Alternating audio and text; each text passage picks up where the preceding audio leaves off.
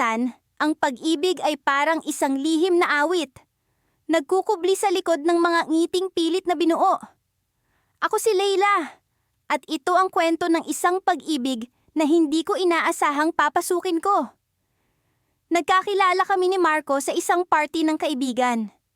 Noong una, wala akong balak na makipagkilala. Ngunit sa hindi ko malamang dahilan, nagtagpo ang aming mga mata at tila may kuryenteng dumaloy sa pagitan namin.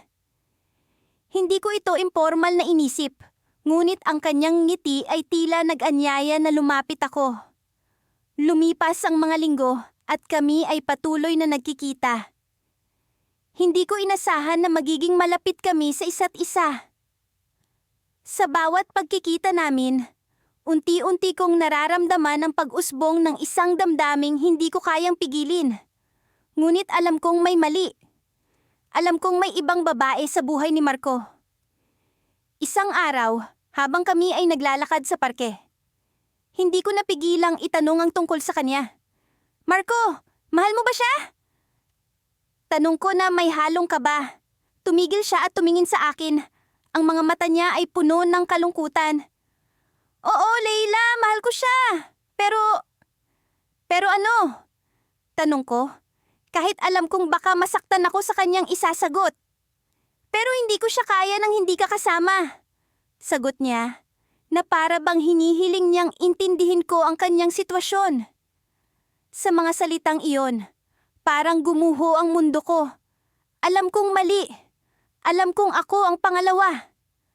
Pero sa kabila ng lahat, ang pag-ibig ko sa kanya ay tila hindi ko kayang talikuran. Naging lihim ang aming relasyon. Sa likod ng bawat ngiti at ng mga masayang sandali, may lungkot na hindi maitatago. Hanggang sa dumating ang araw na sinabi niyang ikakasal na siya. Sa kanyang mga mata, nakita ko ang hirap at pag-aalinlangan. Hindi ko alam kung paano ko tatanggapin. Ang sakit na tila walang gamot at ang kirot na tila walang hanggan. Nang gabing iyon, nagkita kami sa paborito naming lugar. Walang salitang lumabas sa aming mga bibig. Sa katahimikan, naririnig ko ang tibok ng puso ko. Saksi sa pag-ibig na hindi ko kayang ipaglaban. Leila! Gusto kong malaman mo na ikaw ang taong nagbigay kulay sa buhay ko. Bulong ni Marco habang hawak ang aking mga kamay. Ngunit bago pa man ako makasagot, isang boses ang narinig namin mula sa dilim. Anong ginagawa niyo dito? Tanong ng babaeng, hindi ko inaasahang darating. Natahimik si Marco at ako ay nanlamig. Hindi ko alam kung paano ko ipapaliwanag ang lahat. Ang babing iyon, si Angela, ang babaeng pakakasalan ni Marco. Ang mga mata niya ay puno ng galit at pagtataka. Sa sandaling iyon, nalaman kong hindi na magiging madali ang lahat. Habang nakatayo kami sa ilalim ng malamlam na buwan, naramdaman kong dumadaloy ang luha sa aking pisngi. Ang tanong ko sa sarili, paano ko haharapin ang mga susunod na mangyayari ngayong alam na ni Angela ang tungkol sa amin? Pagkalipas ng isang linggo mula nang malaman kong ikakasal na si Leo, hindi ko pa rin mapigilan ang sakit na nararamdaman ko. Parang hindi totoo ang lahat. Hindi ko akalaing darating ang araw na magiging pangalawa lamang ako sa buhay ng taong mahal na mahal ko. Alam kong mali. Pero hindi ko rin maiwasang umasa na baka magbago ang isip niya, na baka piliin niya ako sa huli. Ngunit sa bawat patak ng oras, lalong lumilinaw sa akin na kailangan ko ng tanggapin ang katotohanan. Isang gabi, habang nakaupo ako sa paborito naming tambayan sa tabi ng ilog, biglang nagring ang aking telepono. Si Leo. Saglit akong nagdalawang isip kung sasagutin ko ba ito o hindi. Pero sa huli, nanaig ang puso ko at sinagot ko siya. Hello! Bati ko. Pilit na kinakalma ang aking boses. Nasa tambayan ka ba? Tanong niya. Marahil ay naririnig ang agos ng tubig sa background. Oo, bakit? Sagot ko. Sinusubukang maging normal ang aking tono. Pwede ba kitang makita? May kailangan tayong pag-usapan. Sagot niya. At doon ko naramdaman ang seryosong timpla ng kanyang boses. Oo, sige. Tugon ko. Kahit may kaba sa aking dibdib. Ilang minuto lang ay natanaw ko na siya papalapit, bit-bit, ang isang maliit na bag. Napansin kong parang pagod siya. Pero hindi ko masabi kung dahil ito sa pisikal na aktibidad o sa bigat ng damdamin. Naupo siya sa tabi ko at panandaliang katahimikan ng namagitan sa amin. Kamusta ka na? Ay tanong niya, na para bang wala kaming mas mabigat na isyu na dapat pag-usapan. Ayos lang, simpleng sagot ko. Ikaw, kamusta ang mga preparasyon? Medyo magulo pero kinakaya, sagot niya. Pilit nang umingiti. Pero hindi yan ang dahilan kung bakit kita gustong makausap. Napatitig ako sa kanya, naghihintay ng paliwanag. Alam kong nasaktan kita. At hindi ko alam kung paano kita mapapatawad. Bungad niya. Leo, hindi mo kailangan magpaliwanag. Alam kong mali ito. Sagot ko. Pero sa loob-loob ko, gustong-gusto kong marinig kung bakit siya nagdesisyong magpakasal sa ibang babae. Pero kailangan mong malaman ang totoo. Patuloy niya. Tila nag-aalangan. Ipinilit sa akin ang kasal na ito ng pamilya ko. May utang kami sa pamilya ni Camille at ito lang ang paraan para mabayaran. Nabigla ako sa kanyang sinabi. Hindi ko akalain na ganito kabigat ang dahilan ng kanyang pag-aasawa. Pero, Leo, bakit hindi mo sinabi agad sa akin? Tanong ko. Ramdam ang sakit at galit sa boses ko. Dahil ayokong madamay ka pa, ayokong maging dahilan para magulo ang buhay mo. Sagot niya, puno ng pagsisisi. Napakasalimuot ng sitwasyon. Mahal niya ako, ngunit nakatali siya sa sitwasyon na hindi niya kontrolado. Hindi ko alam kung ano ang mararamdaman ko. Galit ba? Habag? Pag-asa? Lahat ng iyon ay parang buhol-buhol sa aking dibdib. At ano ngayon ang plano mo? Tanong ko. Hindi ko na mapigilang itanong. Bukas sa alis ako. Hindi ko na kaya. Kailangan kong lumayo muna. Sagot niya. At nakita ko ang pangingilid ng luha sa kanyang mga mata. Hindi ko alam kung matutuwa ba ako o mag-aalala. Ang tanging alam ko, kahit anong mangyari, babalik at babalik ako sa kanya. Pero bago ko pa man masabi ang nararamdaman ko, biglang may dumating na mensahe sa kanyang telepono. Nagbago ang ekspresyon ng kanyang muka mula sa kalungkutan patungo sa pag-aalala. Si Camille, sabi niya, at nagmadali siyang tumayo. Kailangan ko nang umalis. Hindi ko na siya pinigilan. Alam kong wala akong karapatan. Pero habang papalayo siya, hindi ko maiwasang itanong sa sarili ko kung ito na ba ang huli naming pagkikita. Ngunit bago siya tuluyang mawala sa aking paningin, lumingon siya at nagsalita. Magkikita pa tayo, pangako. Bumalik ako sa upuan ko, pinagmamasdan ng mahinang pag-agos ng ilog. Sa dami ng mga nangyari, isang bagay ang malinaw sa akin. Hindi ko na kayang itago ang relasyong ito sa lahat. Oras na para ipaglaban ang nararamdaman ko, kahit masaktan ako sa proseso. At doon ko napagtanto ang isang bagay na hindi ko inaasahan.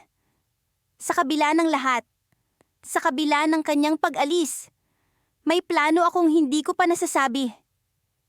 Isang sikreto na matagal ko nang itinatago. Dahil hindi lang ako ang may inililihim. At sa susunod na magkita kami ni Leo, oras na para malaman niya ang tungkol dito. Ang hangin sa gabi ay may halong lamig na tila. Unti-unting pumapasok sa bawat hibla ng aking buhok habang nakaupo ako sa isang bangko sa parke. Sa di kalayuan, tanaw ko ang mga ilaw mula sa bulwagan kung saan ginaganap ang kasal ni Marco at ni Clara. Hindi ko na alam kung ilang oras na akong narito. Pero parang hindi pa rin ako makapaniwala na ito na ang araw na pinili niyang ipakasal sa ibang babae ang lalaking minahal ko ng buong puso. Mula nang magsimula ang aming lihim na relasyon, Alam ko na sa simula pa lang na pangalawa lang ako sa buhay ni Marco. Siya ang tipo ng lalaki na hindi madaling kalimutan. Ang kanyang mga ngiti ang nagbibigay liwanag sa madilim kong mundo. Pero sa likod ng mga ngiti na iyon, alam kong nasa ibang babae ang kanyang puso. Sa kabila ng lahat, mas pinili kong manatili sa tabi niya. Umaasang balang araw, ako ang magiging una niyang pinili. Dahil sa pagmamahal ko kay Marco, tinanggap ko na hindi ko siya maaaring angkinin ng buo. Ngunit sa bawat pagkakataong magkasama kami, nararamdaman ko ang koneksyon namin na tila hindi basta-basta mawawala. Sa mga pagkakataong iyon, ang mundo namin ay parang isang pangarap na nais kong hindi na magising. Ngunit ngayon, habang naririnig ko ang malulutong na tawanan at masayang musika mula sa kasal, unti-unting bumabalik sa akin ang katotohanan. Hindi ko na siya maaaring makuha at kailangan ko nang tanggapin na hanggang dito na lang ang lahat. Tumayo ako mula sa bangko at naglakad papalayo. Ngunit ang bawat hakbang ay tila may bigat na dala ang aking mga paa. Sa gitna ng aking paglalakad, bigla akong nakaramdam ng pagod. Napaupo ako sa ilalim ng isang puno at pumikit. Sa aking isipan, bumabalik ang alaala ng huling pag-uusap namin ni Marco. Ang huling pakiusap niya ay ang kunin ko ang isang sulat na iniwan niya sa kanyang opisina. Sinabi niyang babasahin ko lamang ito kapag dumating na ang araw ng kanyang kasal. Alam kong may halong takot at pananabik ang aking puso nang makuha ko ang sulat. Hindi ko pa ito binubuksan, ngunit narito sa aking bulsa, tila nag-aantay na ipahayag ang mga nakasulat. Sa wakas, binuksan ko ang sulat. Ang mga kamay ko'y nanginginig habang unti-unting inalis ang pagkakatupi ng papel. Sa loob nito, nakasulat. Mahal kong pangalan, alam kong mahirap para sa iyo na tanggapin ang lahat. Sa bawat sandali na magkasama tayo, alam kong nararamdaman mo ang pagmamahal ko. Hindi ko inaasahan na darating ang araw na kailangan kong mamili. Pero narito na tayo. Clara ang pinili kong makasama sa simula. Ngunit ikaw ang babae na tunay kong minahal. Hindi ko alam kung paano ipapaliwanag ang lahat. Pero nais kong malaman mo na hindi kita kinalimutan. Sa araw ng kasal, may isang lihim akong ibubunyag. Hindi ko nais na masaktan ka, pero kailangan mo itong malaman. Nasa ilalim ng bulwagan ang susi ng lihim na namin ni Clara. Alam kong ito ang tamang panahon para malaman mo ito. Mahal kita at sana'y mapatawad mo ako. Marco! Nanginginig ang buo kong katawan habang binabasa ang sulat. May lihim si Marco na dapat kong malaman. Nagtatakbo akong pabalik sa bulwagan. Hindi alintana ang mga taong nakatingin sa akin habang nagmamadali akong pumasok. Sa ilalim ng bulwagan, nakita ko ang isang maliit na kahon na tila nag-aantay na buksan. Sa loob nito, may isang USB drive at isang sulat mula kay Clara. Ang sulat ay nagsasaad ng isang katotohanan na hindi ko inaasahan. Alam kong mahal mo si Marco at alam kong mahal ka rin niya. Pero hindi ako ang tunay na ikakasal niya ngayon. Hiniling kong ako ang magsalita sa harap ng altar upang ilihim ang kasal ninyo. Hindi ko alam kung paano, pero nais kong maging masaya kayong dalawa. Marco ay para sa iyo, pangalan. Ang mga mata ko'y nababalot ng luha habang unti-unting bumabalik sa aking isipan ang mga huling sinabi ni Marco. Sa wakas, ako ang pinili niya. Ngunit ang tanong, paano ko haharapin ang bagong katotohanan na ito? Paano ko haharapin ang mundo na akala ko'y wala na kaming pag-asa? Ang gabi, tila hindi pa rin natatapos. At sa kabila ng lahat ng nangyari, narito pa rin ako, hawak ang kahon ng lihim na magbabago sa aming buhay. Sa kabila ng mga ngiti at tila walang katapusang pagdiriwang, naroon ang isang bahagi ng puso kong nagdurugo habang tinititigan ko si Daniel. Siya ang lalaki na minsang nangako sa akin ng walang hanggang pag-ibig. Ngunit ngayon ay ikakasal na siya kay Carla. Sa bawat salitang binitiwan niya sa harap ng altar, para bang may kutsilyong unti-unting nanunuot sa aking dibdib. Pangalawa lang ako sa kwento niyang isinulat. Isang lihim na hindi kailanman dapat lumabas. Ngunit sa likod ng mga ngiti at mga yakap ng pagbati, may lihim na dingal sa aking isipan na nag-aalab. Ang mga gabi naming pinagsaluhan.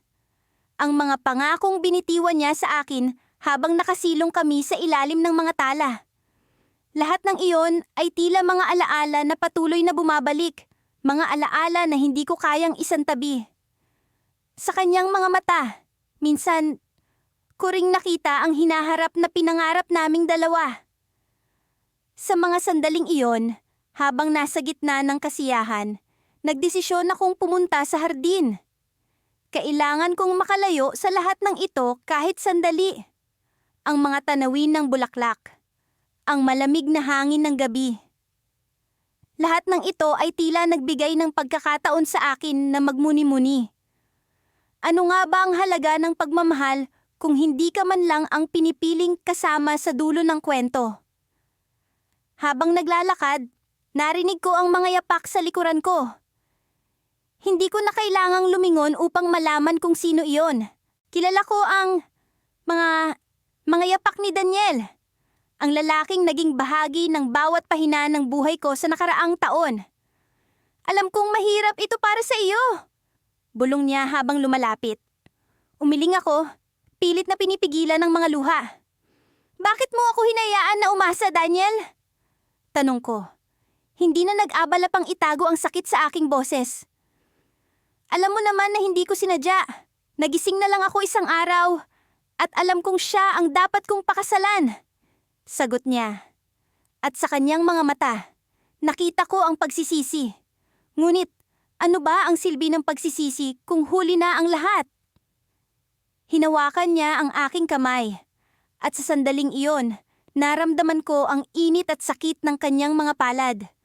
Walang sino man ang makakaalam tungkol sa atin. Lihim natin ito at mananatili itong ganito. Dagdag niya, tila ba umaasa na makakahanap kami ng kapayapaan sa gitna ng kaguluhan. Ngunit paano nga ba kami makakahanap ng kapayapaan kung ang tadhana na mismo ang nagtatakda ng aming landas? Hindi ko alam kung kaya ko pa, Daniel. Hindi ko alam kung kaya ko pang magpanggap na wala akong nararamdaman sa tuwing titingnan kita. Sagot ko. Pilit na hinahanap ang tapang na iwan siya. Baka isang araw, makakahanap tayo ng paraan. Sabi niya, puno ng pag-asa. Ngunit sa likod ng kanyang mga salita, alam ko na hindi na iyon mangyayari. Ako ang babaeng tinanggap na pangalawa lang siya sa simula. Sa kanyang mga mata, nakita ko ang hinaharap na hindi kailanman magiging akin. Ngunit paano nga ba ako makakahanap ng kapayapaan sa mga sandaling ito? Sabay kaming naglakad pabalik sa kasal. Tila ba mga anino na patuloy na sumusunod sa isang kwentong hindi kailanman magiging atin. Ang musika ay nagpatuloy. Ang mga tao ay nagdiwang. Ngunit ang puso ko ay nanatiling puno ng sakit. Habang naglalakad kami pabalik, naramdaman ko ang kakaibang tensyon sa paligid. Tila ba may kung anong hindi tama. Pagdating namin sa lugar, ang lahat ay tila nag-aabang. Sa gitna ng mga tao, naroon si Carla, nakatingin sa amin ng may kakaibang ekspresyon. Biglang nagdilim ang paligid, at narinig ko ang isang sigaw. Alam ko ang lahat! Sigaw ni Carla, puno ng galit. Ang mga mata niya ay naglalagablab. Tila ba isang apoy na handang sunugin ang lahat ng lihim na itinago namin. Sa mga sandaling iyon, alam kong wala na akong matatakbuhan. Ang lihim na itinago namin ni Daniel ay naroon sa gitna ng kasal. Isang bomba na handang sumabog anumang oras. Sa gitna ng kaguluhan, naramdaman ko ang takot at ang sakit ng pag-ibig na hindi natupad. At sa isang iglap, lahat ng itinago naming lihim ay nagkabasag-basag, tulad ng mga baso sa sahig na nabasag sa pag-aaway. Ang mga mata ni Carla ay puno ng luha. At sa kanyang mga hikbi, naramdaman ko ang sakit ng pagkakanulo. Ngayon, sa harap ng lahat, kailangan kong harapin ang katotohanan. Ang pag-ibig na minsang itinago namin ay naroon. Isang kwento na hindi na kailanman maitatago.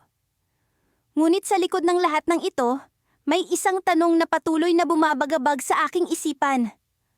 Ano nga ba ang magiging kinabukasan naming lahat matapos ang gabing ito? Sa bawat paglipas ng araw, lalo lamang tumitindi ang kaba sa aking dibdib. Parang palaging may nakabantay sa akin.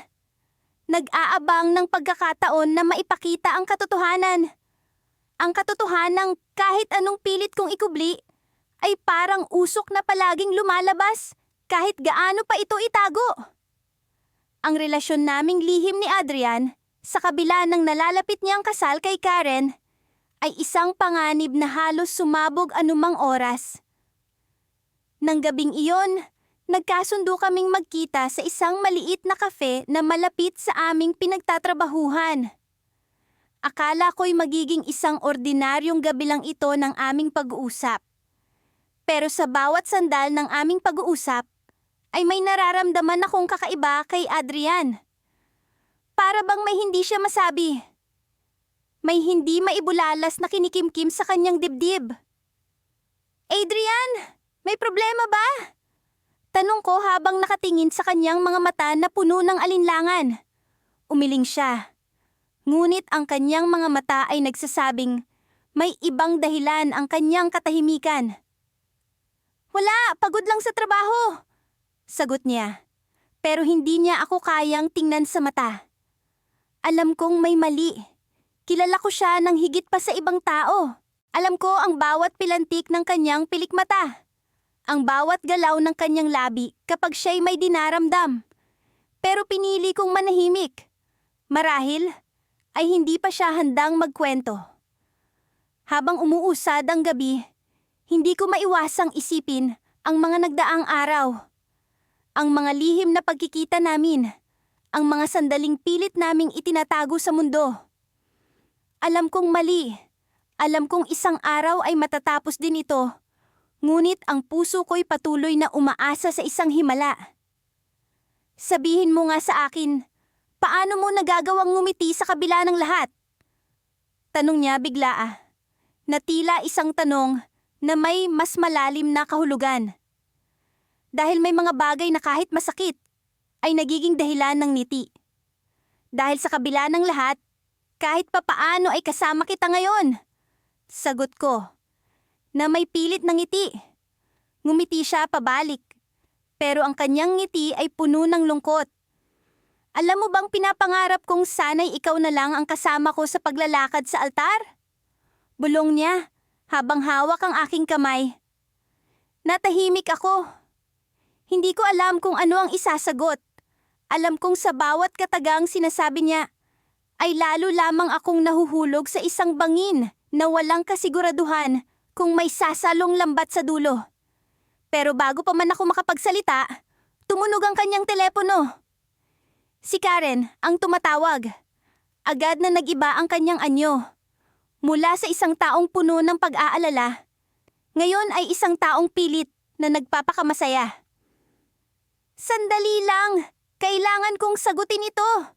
Sabi niya bago tumayo at lumayo ng kaunti upang makausap si Karen. Habang pinagmamasdan ko siya, hindi ko maiwasang tanungin ng sarili kung ano ba talaga ang puwang ko sa kanyang buhay. Ang mga sandaling ito na kami magkasama, sapat na ba para ipaglaban ko ang aming nararamdaman? O ako'y isang pangarap lamang na kailanman ay hindi magiging realidad? Nang bumalik siya sa aming mesa, tila ba may nawala sa kanya. Kailangan ko nang umalis, sabi niya. Hindi maitago ang lungkot sa kanyang tinig. Tumango ako. Alam kong kailangan niyang bumalik sa kanyang realidad. Sa mundong ako'y isang dayuhan lamang. Ingat ka, sabi ko. Pilit na itinatago ang sakit sa aking puso. Nang umalis na siya, naiwan akong mag-isa sa mesa. Ang kape sa aking harapan ay unti-unting lumamig, katulad ng aming relasyon na nagkukubli sa likod ng mga lihim at kasinungalingan. Ngunit bago pa man ako tuluyang lamunin ng lungkot, isang pamilyar na boses ang narinig ko mula sa aking likuran. Matagal na kitang hinahanap. Sabi ng boses na iyon, na pumukaw sa akin mula sa aking pagkakaupo. Mabilis akong lumingon at nakita ko si Karen, nakatayo ilang hakbang mula sa akin. Ang kanyang mga mata ay puno ng determinasyon. At hindi ko mawari kung galit ba o lungkot ang nakapaloob doon. Alam ko na ang tungkol sa inyo ni Adrian, sabi niya. Nawaring isang patibong na hindi ko inaasahan. Napatigil ang aking mundo. Ang mga katagang iyon ay tila mga bala na tumama sa aking puso. Hindi ko alam kung paano siya sasagutin. Paano ipapaliwanag ang isang bagay na kahit ako'y hindi ko kayang unawain. Karen, hindi ko natapos ang aking sasabihin dahil bigla siyang lumapit at nag-abot ng isang papel. Basahin mo ito. At kapag natapos mo na, saka kita kakausapin ulit. Sabi niya bago lumakad palayo. Habang hawak ang papel, hindi ko maiwasang manginig sa kaba. Ano kaya ang nakasulat dito? At paano nito mababago ang lahat ng aking nalalaman? Habang nag-iisip, unti-unti kong binuksan ang papel. Ngunit bago ko pa man masimulan basahin, alam kong ito na ang simula ng isang bagong yugto sa aming kwento. Napuno ng mga katanungan at sagot na hindi ko pa handang harapin. Hindi ko maipaliwanag ang kaba at ang kilig na nararamdaman ko habang palihim na naglalakad si Marco papunta sa cottage na aming pinagtataguan. Para kaming mga magnanakaw sa sariling kasiyahan, tahimik na nagsusumiksik sa dilim upang masilayan ang isa't isa. Ang liwanag ng buwan ang siya naming tanglaw at ang hampas ng hangin sa mga dahon ang nagtatago ng kaluskos ng aming mga yapak. Ito na ang gabi bago ang kasal ni Marco kay Angela. Kabi-kabila ang preparasyon sa kanilang bahay. Ang mga tao ay abala sa pag-aayos ng mga dekorasyon, mga bulaklak, at mga damit na isusuot. Ngunit sa likod ng mga ngiti at sigla ng mga bisita, naroon ako, nakatayo sa anino ng kanilang kasiyahan. Nagmamasid sa lahat ng mga nangyayari habang pinipilit na huwag ipakita ang tunay kong damdamin. Alam mo ba kung gaano kahirap ang ganito? Tanong ko sa kanya habang umupo kami sa maliit na sofa sa loob ng cottage. Pagmasdan ka, hawakan ka. Pero alam kong bukas, magiging kanya ka na. Hinawakan ni Marco ang aking kamay. Tila ba ang init ng kanyang palad ay nagdudulot ng kapayapaan sa magulo kong puso. Hindi ko alam kung tama itong ginagawa natin, pero hindi ko rin alam kung paano kita bibitawan. Ang mga salitang iyon ang palaging nagiging kulungan ng aming pag-asa. Ang mga pangako na hindi namin masabi ng malakas. Mga lihim na bulong sa hangin na ang tanging saksi ay ang mga bituin sa langit. May parte sa akin na gusto nang umalis, Marco. Ayoko nang maging pangalawa. Sa wakas, sinabi ko rin ang matagal nang bumabalisa sa aking isipan. Pero bago pa man siya makasagot, narinig namin ang mga yapak na papalapit sa cottage. Biglang bumangon si Marco. Hinila ako upang magtago sa likod ng kurtina. Ang tibok ng puso ko ay tila ba isa ng dagundong sa aking pandinig at naramdaman ko ang bigat ng bawat hininga. Ang pinto ng cottage ay dahan-dahang bumukas at ang lamig ng hangin ay tila ba nagdala ng diwa ng panganib. Si Angela ang pumasok. Ang kanyang magandang mukha ay puno ng pagtataka habang hinahanap ang pinagmulan ng kanyang nararamdaman. Alam kong wala siyang ideya kung ano ang nangyayari, ngunit ramdam ko ang takot na baka may matuklasan siya. Nagtago kami sa likod ng kurtina, halos hindi humihinga, habang si Angela ay naglakad papunta sa sofa. Tila ba may kung anong puwersa ang nag-uudyok sa kanya na magmasid sa lugar na iyon, na para bang may kutob siya na may hindi tama. Sa mga sandaling iyon, natanto ko kung gaano kahirap ang ganitong sitwasyon. Hindi lamang ito tungkol sa pagiging pangalawa, kundi pati na rin ang pagkakaroon ng parte sa isang kwento na hindi sa akin. Ang pagnanasa na makasama si Marco, ngunit ang takot na masira ang buhay ng iba. Ang kanyang mga yapak ay bumagal, at ako'y nagdasal na sana'y wala siyang makitang kakaiba. Ramdam ko ang paglamig ng mga palad ni Marco na nakahawak pa rin sa akin, at ang kanyang paghinga ay tila ba nagiging mas mabigat. Nang wala siyang makita, nagpasya si Angela na lumabas na rin. Nang marinig namin ang pagsara ng pinto, sabay kaming huminga ng malalim. Ang pag-alis ng takot ay tila ba nagbigay ng bagong pag-asa. Hindi na natin pwedeng ipagpatuloy ito, sabi ko. Ang boses ko ay puno ng determinasyon.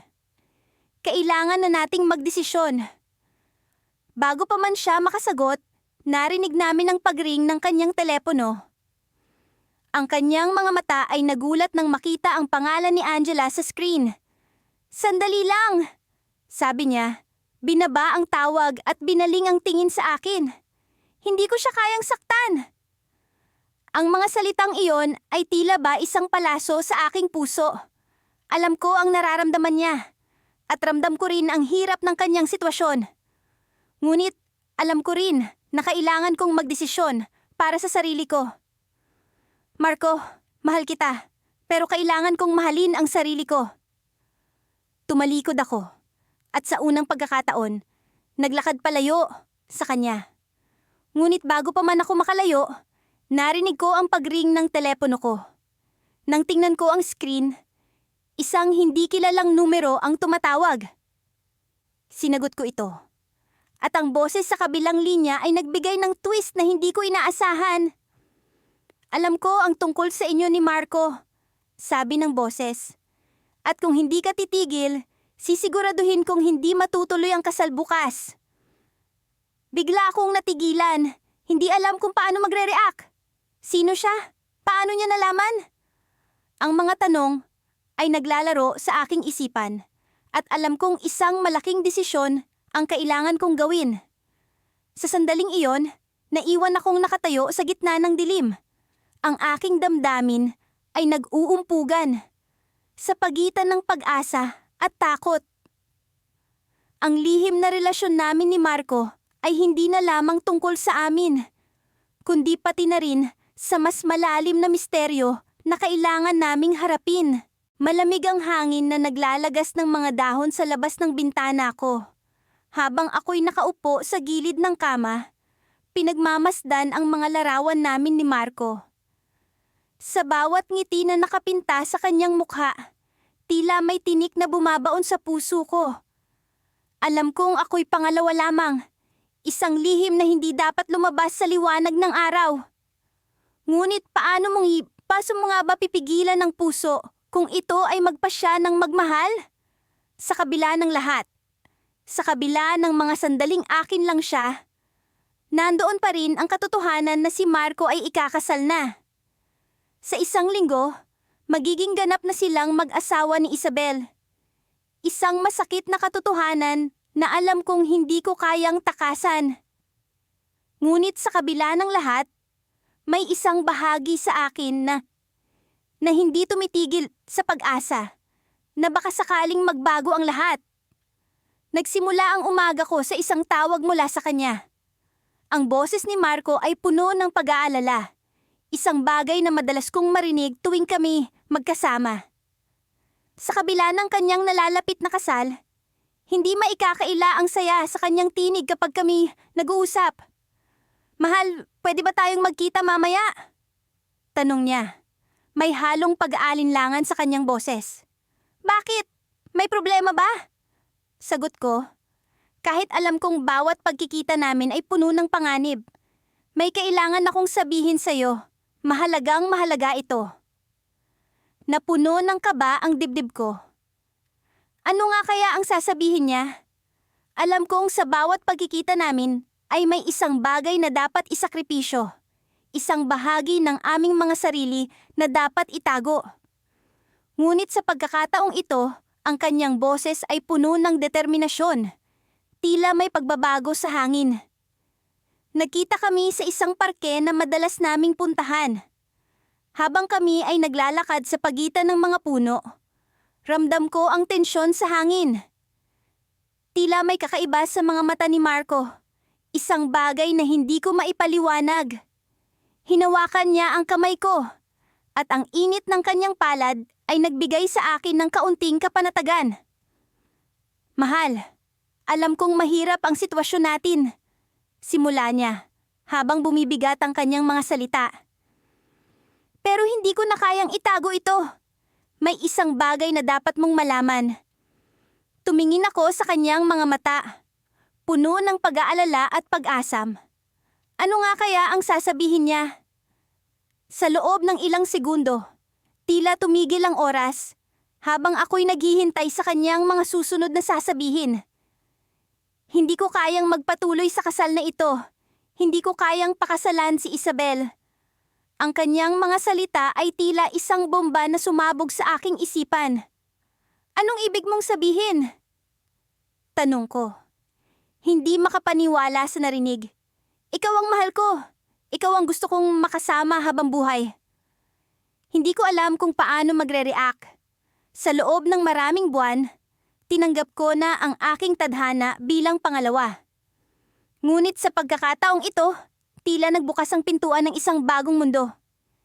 Isang mundo kung saan ako ang pinili. Kung saan ang aming lihim na relasyon ay maaaring maging totoo. Pero paano si Isabel? Paano ang kasal ninyo? Tanong ko, habang ang puso ko ay nag-aalinlangan. Alam kong ito'y magiging mahirap, pero kailangan kong maging totoo sa sarili ko. Hindi ko kayang magpatuloy sa isang kasinungalingan. Kailangan kong ipaglaban ang nararamdaman ko para sa'yo.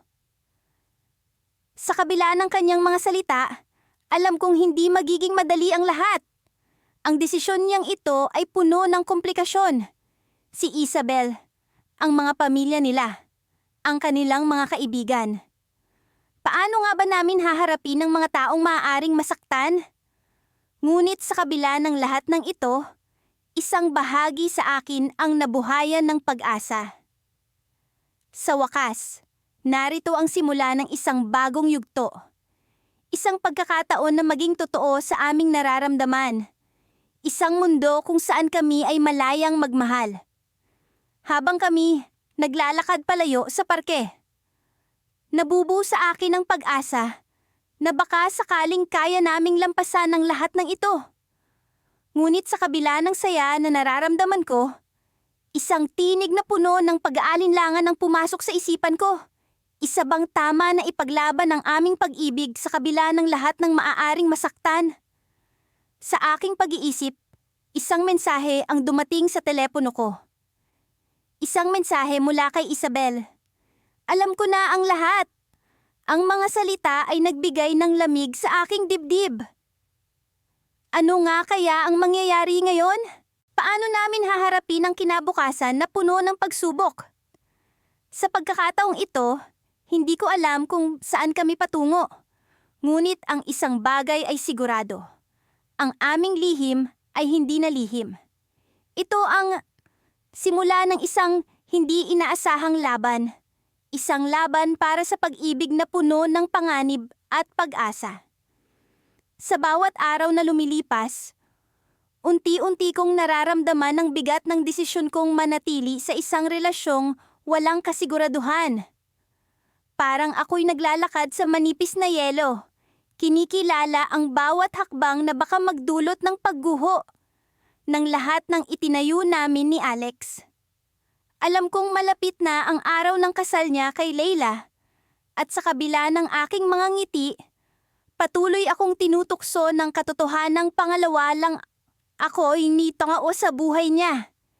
Hindi ko alam kung ano ang nagtulak sa akin na bumalik sa lumang coffee shop kung saan namin madalas itong pinag-uusapan. Siguro'y pag-asang makahanap ng sagot sa tanong na bumabag-abag sa akin. Paano ko nga ba nais na magpatuloy sa ganitong sitwasyon? Ang aroma ng kape ay tila bumabalot sa akin sa alaala ng nakaraang mga buwan, kung saan ang bawat usapan namin ay puno ng saya at pangako ng isang lihim na pagmamahalan. Habang nakaupo ako, nagbalik sa akin ng isang alaala noong unang beses na kaming nagkaroon ng pagtatalo. Hindi ko makalimutan ang sakit sa kanyang mga mata noong sinabi ko sa kanya na hindi ko na kaya. Ngunit sa halip na tumalikod, lumapit siya sa akin at hinawakan ng aking mga kamay. Alam kong mahirap ito, sabi niya, sa tunong puno ng pagmamakaawa. Pero hindi ko kayang mawala ka sa buhay ko. Ang mga salitang iyon ang palaging bumabalik sa akin tuwing iniisip kong tapusin na ang lahat. Paano ko nga ba siya maiiwan kung ang puso ko ay sumisigaw ng kanyang pangalan sa bawat pagtibok nito? Pero ngayong malapit na ang kasal, ano nga ba ang papel ko? Isang lihim na pagmamahalan na walang patutunguhan? Sa gitna ng aking pag-iisip, nakita ko si Leila na pumasok sa coffee shop. Hindi ko inaasahan na magkakaroon kami ng pagkakataon na makapag-usap ng mag-isa. Agad siyang umupo sa harap ko. Ang kanyang mga mata ay tila naglalagablab sa determinasyon. May kailangan kang malaman, sabi niya, direkta at walang paligoy-ligoy. Nabigla ako sa kanyang lakas ng loob. Paano niya nalaman ang tungkol sa akin at kay Alex? Ngunit bago pa man ako makapag-isip ng maayos, ipinagpatuloy niya ang kanyang sinasabi. Alam ko kung ano ang meron kayo ni Alex, Aniya. At gusto kong malaman mo na hindi ako narito upang magalit o manumbat. Hindi ko inaasahan ng ganitong klaseng reaksyon mula sa kanya. Sa halip na galit, may kirot sa kanyang mga mata. Isang bagay na nagpasakit sa akin. Alam ko na mula pa noon na may ibang mahal si Alex. Patuloy niya. Ngunit pinili kong magpatuloy dahil umaasa akong magiging sapat ako balang araw.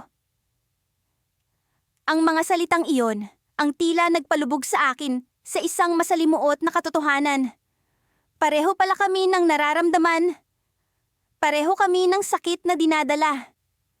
Ngunit sa kabila ng lahat, siya ang pinili ni Alex na pakasalan.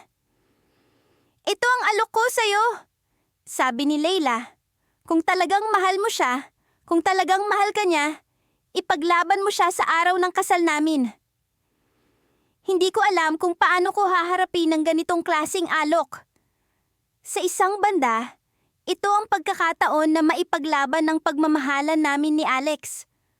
Ngunit sa kabilang banda, ito rin ang pagkakataong sirain ang buhay ni Leila. Isang taong, sa kabila ng lahat, ay may sariling laban sa pagmamahal. Bago pa man ako makasagot, tumayo si Leila at iniwan akong nag-iisa sa mesa. Ang kanyang mga salita ay nag-iwan ng matinding tanong na bumabalot sa aking isipan. Ang alok na iyon ay tila isang hamon. Isang hamon na hindi ko alam kung kaya kong tanggapin. Bilang isang taong palaging nasa pangalawang posisyon, ngayon ay nasa akin ang pagkakataon. Ngunit, ano nga ba ang gagawin ko? Paano ko haharapin ang araw ng kasal kung ang puso ko ay puno ng pag-aalinlangan? Sa araw ng kasal, habang nakatayo ako sa likod ng simbahan, hindi ko mapigilan ang pag-iisip kung ano ang magiging desisyon ko. Nasa loob na si Alex, naghihintay sa altar. Ang bawat hakbang papasok ng simbahan ay tila isang hakbang palayo sa lahat ng aking kinatatakutan. Ngunit sa labas, isang hindi inaasahang eksena ang aking nasaksihan. Si Leila, nakasuot ng kanyang wedding gown, ay lumabas ng simbahan. Sa kanyang mga mata ay hindi saya kundi isang pahiwatig ng kalungkutan. Lumapit siya sa akin, at sa isang hindi inaasahang sandali, siya ang nagbigay ng kanyang huling pasya. Ikaw ang dapat na nasa altar, hindi ako, sabi ni Leila, na may luha sa kanyang mga mata. Huwag mong sayangin ang pagkakataon na ito. At iyon ang twist na hindi ko inaasahan. Sa harap ko, isang pagkakataon na maipaglaban ng pagmamahal. Isang pagkakataon na maging una sa puso ni Alex. Ngunit sa likod ng lahat ng ito, isang tanong ang bumabagabag sa akin. Handa ba akong talikuran ng lahat para sa isang taong hindi sigurado ang pagmamahal? Sa paglipas ng mga araw, unti-unti kong natanggap ang katotohanan na pangalawa lang ako sa buhay ni Adrian. Ang bawat hakbang na palapit sa kanilang kasal ay tila mga hakbang palayo sa akin. Ngunit sa kabila ng lahat, hindi ko magawang tuluyang bitawan siya. Lihim pa rin kaming nagkikita, mga sandaling puno ng pagnanasa, kasiyahan, at hindi maiwasang sakit. Isang gabi, habang nakahiga kami sa kama ng isang maliit na hotel sa labas ng lungsod, nararamdaman ko ang init ng kanyang katawan sa tabi ko. Hindi ko mapigilan ang pag-iisip kung hanggang kailan namin magagawa ito. Ang pakiramdam na parang isang bomba ang nakatago sa ilalim ng aming mga yakap, handang sumabog anumang oras. Alam mo ba kung gaano kita kamahal? Bulong ni Adrian, habang hinahaplos ang aking buhok. Tumango ako, pilit ngumingiti ngunit may kirot sa puso. Mahal din kita, Adrian, pero hanggang kailan tayo ganito? Napatingin siya sa akin, tila may hinahanap sa aking mga mata. Basta't kaya natin, basta't kaya ko. Hindi ko alam kung paano ko haharapin si Mia. Si Mia, ang babaeng dapat niyang pakasalan, ang babaeng dapat ay siya ang nasa tabi ni Adrian ngayon. Sa tuwing maririnig ko ang pangalan niya, nararamdaman ko ang kirot ng pagiging pangalawa. Sa kabila ng lahat ng pagmamahal na ipinapakita ni Adrian, alam kong hindi ko siya maaaring angkinin ng buo. Kung kaya mo, bakit hindi mo siya iwan? Tanong ko sa kanya, puno ng pag-aalinlangan. Alam kong paulit-ulit na kaming nag-uusap tungkol dito. Ngunit wala pa ring konkretong sagot. Mahirap, lalo na't may mga bagay na hindi ko maipaliwanag. May mga bagay na hindi ko maibigay sa iyo. Sagot niya. At sa tono ng kanyang boses, alam kong may mga bagay siyang itinatago. Naisip ko kung ano ang mga bagay na iyon, ngunit natatakot akong malaman. Sa bawat lihim na binubuksan namin sa isa't isa, tila mas marami pang tanong ang lumilitaw. Ngunit sa gabing iyon, nagpasya akong ituloy ang pag-uusap. Kailangan kong malaman. Adrian, ano ba ang mga bagay na yan? Bakit hindi mo siya kayang iwan? Tahimik siyang bumangon mula sa kama. Naglakad patungo sa bintana at tumanaw sa madilim na kalangitan. Parang may mabigat na pasanin sa kanyang balikat at alam kong hindi madali para sa kanya ang pag-amin. Mia ang susi sa lahat ng ito. Hindi ko siya kayang iwan dahil siya ang nagligtas sa akin sa nakaraan ko. Siya ang may hawak ng sikreto ko. Sagot niya. May pag-aalinlangan sa boses. Nagulat ako sa kanyang sinabi. Ano ang ibig niyang sabihin? Anong klaseng sikreto ang pinag-uusapan niya? Hindi ko alam kung ano ang mararamdaman ko. Takot? Pagkaawa? O mas matindi pang pagnanasa na malaman ang totoo? Adrian, ano ang sikreto mo? Tanong ko. Nanginginig ang boses. Huminga siya ng malalim, tila nag-iipon ng lakas. May isang bagay na hindi ko magawang sabihin sa iyo. Isang bagay na maaari kong ikasira. Naramdaman ko ang pag-alon ng kaba sa aking dibdib. Alam kong may malalim na rason kung bakit kailangan niyang manatili kay Mia. Ngunit hindi ko inakala na may ganito kabigat na dahilan. Bakit, Adrian? Ano ang maaari mong ikasira? Tanong ko. Mas matindi ang pagnanasa kong malaman ang katotohanan. Tahimik siya, at sa bawat segundo ng kanyang katahimikan, unti-unti akong kinakain ng kaba. Hanggang sa bumalik siya sa kama at hinawakan ng aking kamay ng mahigpit. May mga bagay na hindi mo pa dapat malaman, ngunit ipinapangako ko. Kapag dumating ang tamang panahon, Sasabihin ko sa iyo ang lahat, sagot niya. Puno ng pangako na tila isang alingawngaw ng pag-asa. Sa kabila ng kanyang mga salita, alam kong ang oras ay hindi kakampi namin. Ang pag-iisang dibdib nila ni Mia ay papalapit na. At sa bawat araw na lumilipas, pakiramdam ko ay mas lalong hindi namin magagawa ang lahat ng aming pinapangarap. Ngunit sa gabing iyon, habang yakap-yakap ko si Adrian, naramdaman ko ang kakaibang init sa aking puso. Hindi ko alam kung ito ba'y pag-asa o takot na baka mawala siya sa akin. Ngunit isa lang ang sigurado. Hindi ko siya kayang pakawalan. Habang naglalaban ang pagnanasa at takot sa aking puso, bigla kong naalala ang isang bagay na hindi ko pa nasasabi kay Adrian. Isang bagay na maaaring magbago sa takbo ng aming buhay. Adrian? Bulong ko, puno ng kaba. Oo, tanong niya. Nakatingin sa akin.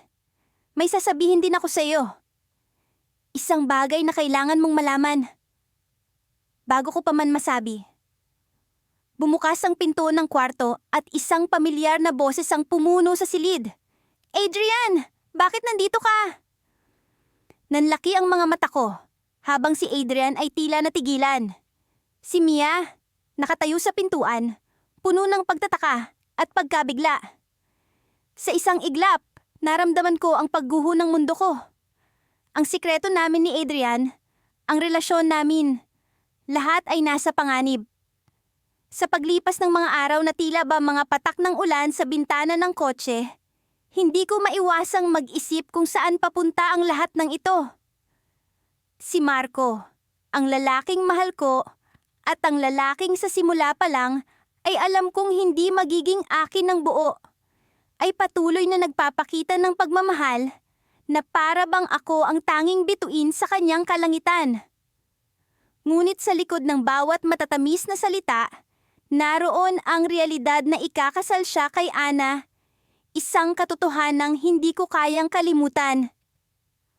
Ang relasyon namin ni Marco ay isang lihim na tinatago namin sa ilalim ng kurtina ng gabi. Sa mga tahimik na sulok ng mundo, na kami lang ang nakakaalam. Sa bawat sandaling magkasama kami, ramdam ko ang init ng kanyang pagmamahal. Ngunit alam ko na ang bawat pagyakap ay may hangganan. Isang gabi, habang nakaupo kami sa paborito naming kainan na malapit sa tabing dagat, naglakas loob akong tanungin siya tungkol sa kanyang nalalapit na kasal. Hindi ko alam kung ano ang inaasahan kong marinig mula sa kanya. Isang pag-amin na hindi siya sigurado. O marahil, isang pangako na pipiliin akong makasama. Ngunit sa halip, ngumiti siya ng may lungkot sa mga mata. Alam mo naman ang sitwasyon, di ba? Tanong niya, na para bang nasasaktan siyang pag-usapan ito. Tumango ako. Kahit na sa loob-loob ko, ay gustong-gusto kong ipagtanggol ang aking damdamin. Oo, sagot ko. Pero minsan, iniisip ko kung may pagbabago pa bang mangyayari. Natahimik siya saglit, bago muling nagsalita. Mahal kita, at alam mong hindi yan magbabago. Pero kailangan kong gawin ito. Para sa kanya, para sa pamilya namin. Ang mga salitang iyon ay tila mga sibat na tumama sa puso ko. Alam ko ang responsibilidad ni Marco kay Ana. Isang kasal na hindi lamang para sa pag-ibig, kundi para sa tradisyon at para sa kanilang angkan. Ngunit sa bawat araw na lumilipas, mas lalong lumalalim ang sugat na dulot ng katotohanang hindi siya magiging akin. Sa kabila ng sakit, pinili kong manatili sa tabi niya. Para bang mas mabuti na ang makasama siya kahit sa sandaling oras kaysa wala siya sa buhay ko. Sa mga gabing magkasama kami, pilit kong ini-enjoy ang bawat segundo, bawat halakhak, bawat sulyap na para bang kami lang ang tao sa mundo. Isang taksil na umaga, habang naglalakad kami sa dalampasigan, biglang tumigil si Marco at hinawakan ng aking kamay ng mahigpit. May sasabihin ako sa'yo. Aniya, ang kanyang boses ay tila puno ng kaba. Naisip ko kung ano na naman ang maaaring mangyari. Ano yun? Tanong ko. Sinubukan kong itago ang pagkabahala sa aking tinig. May nangyari kagabi, sabi niya. At ramdam ko ang tensyon sa kanyang boses. Si Ana. Nakipag-usap siya sa akin tungkol sa kasal. Tumingin ako sa kanya. Ang puso ko ay kumakabog sa kaba. Ano ang sinabi niya? Sinabi niyang, hindi siya sigurado kung gusto niya pang ituloy ang kasal. Sa mga salitang iyon, hindi ko alam kung ano ang mararamdaman. Isang bahagi ng aking puso ang umasa. Ngunit ang isa pang bahagi ay natakot. Ano ang maaring mangyari kung hindi matutuloy ang kasal? Ano ang magiging sitwasyon namin ni Marco? Pero bakit? Tanong ko. Pilit na inaaninag ang kanyang muka. Hindi ko rin alam.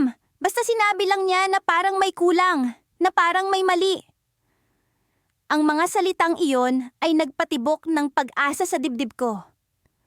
Ngunit alam kong hindi ko dapat hayaan ang sarili kong umasa.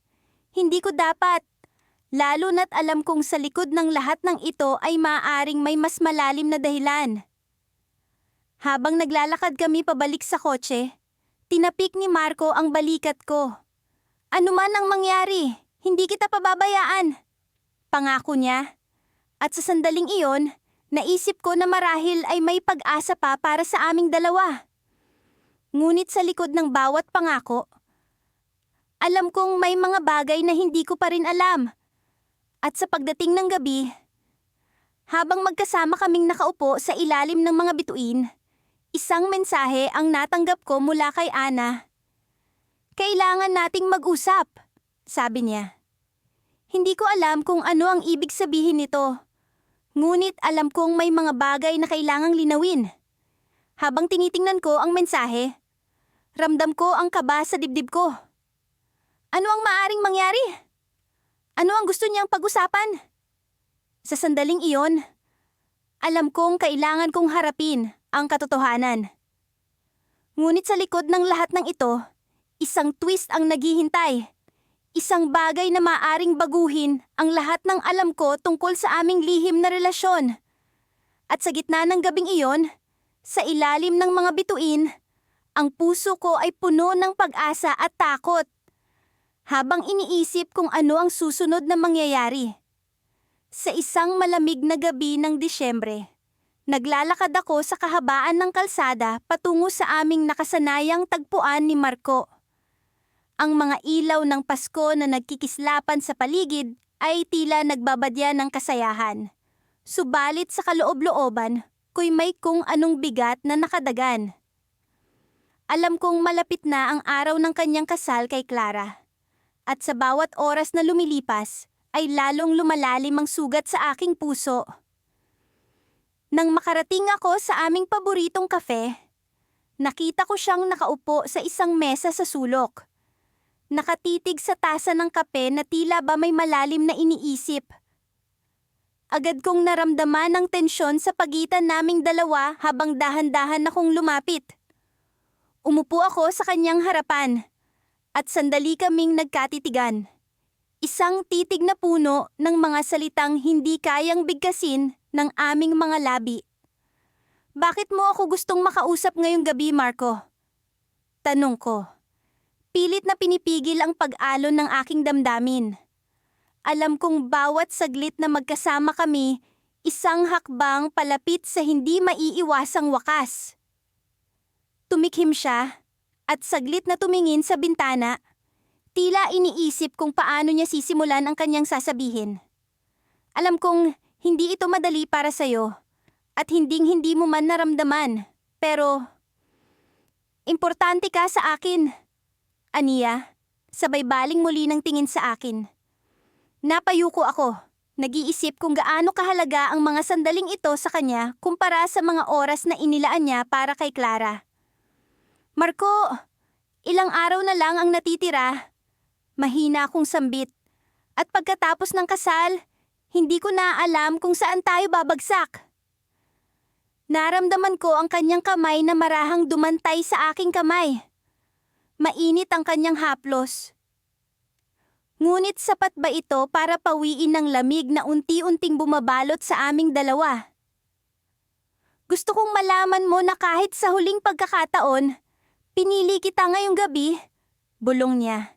Tila ba may bahid ng pagsisisi sa kanyang tinig. Ngunit paano ko pakikinggan ang mga salitang iyon kung alam kong sa huli, iba ang pipiliin niyang makasama? Itinaas ko ang aking mukha at tinitigan siya. Sinusubukang hanapin ang katotohanan sa kanyang mga mata. Ngunit sa kabila ng lahat, isang tanong ang hindi ko mapigilang itanong. Bakit mo ako minahal kung sa simula pa lang, alam mong hindi tayo ang magkakatuluyan? Napabuntong hininga siya at tila ba naghabol ng sagot sa hangin. Hindi ko rin alam, sagot niya, puno ng pag-aalinlangan. Pero ang tanging sigurado ako ay mahal kita, kahit pa masakit.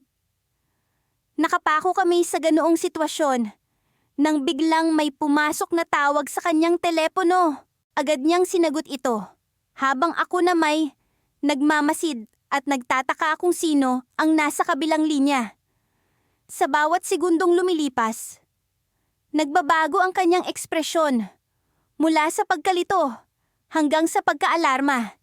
Nang ibaba niya ang tawag, may kung anong kaba ang bumalot sa akin. Ano ang nangyari? Tanong ko. Hindi na maitago ang aking pag-aalala.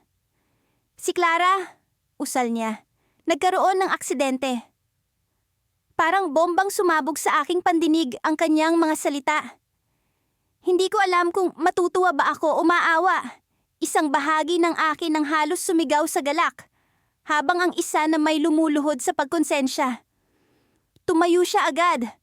Ngunit bago siya makalayo, hinawakan ko ang kanyang braso. Marco, anong gagawin mo? Tanong ko. Bagamat sa kaloob-looban ko'y alam ko na ang sagot. Kumala siya sa aking pagkakahawak. At sa kanyang mga matay nakita ko ang pagdedesisyong hindi ko kayang baguhin. Kailangan kong pumunta sa kanya, sagot niya. Puno ng determinasyon. At sa sandaling iyon, nagawa kong mapagtanto ang isang bagay. Hindi ko siya kailanman lubusang nakamit.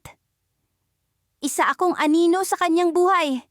Isang lihim na hindi kailanman magiging sapat upang talikuran ng mundong kanyang pinili. Habang nakatanaw ako sa kanyang papalayong figura, isang bahagi ng akin ang tila nawawasak. Ngunit kasabay nito'y isang bagong pag-asa ang pumasok sa aking isipan. Baka nga ito na ang pagkakataon ko upang tuluyang makalaya sa kadenang humahadlang sa aking tunay na kaligayahan.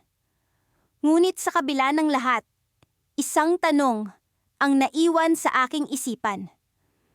Paano kung ang aksidenteng ito ang maging dahilan upang matutunan ni Marco ang tunay niyang nararamdaman? Isang tanong na magdadala sa akin sa panibagong simula o sa mas malalim pang sugat. At sa pag-iisa ko sa malamig na kalsadang iyon, alam kong hindi pa ito ang katapusan ng aking kwento, kundi isang bagong kabanata na puno ng hindi inaasahang mga pihit ng tadhana.